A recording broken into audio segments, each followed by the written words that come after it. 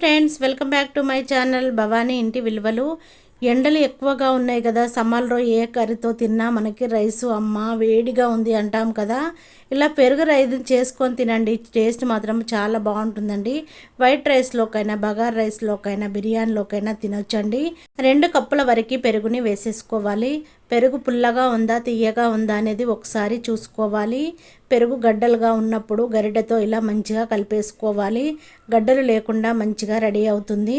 చిన్నగా కట్ చేసి పెట్టుకున్న ఉల్లిపాయ ముక్కలు, పచ్చిమిర్చి ముక్కలు, కొత్తిమీర, పుదీనాని వేసేసుకొని 1 స్పూన్ వరకు ఉప్పుని, 1/2 స్పూన్ వరకు జీరా పౌడర్ని వేసేసుకొని మొత్తము కలుపుకోవాలి.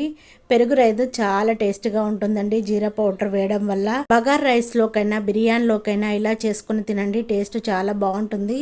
ఈ సమ్మర్లో ఎండలు ఎక్కువగా ఉన్నాయి కదా, ఇలా చేసుకొని తినండి, టేస్ట్ మాత్రము చాలా చాలా బాగుంటుంది. నేను చేసిన ఈ వీడియో నచ్చినట్టయితే థ్యాంక్ యూ ఫర్ వాచింగ్. నేను మీ భవానీ.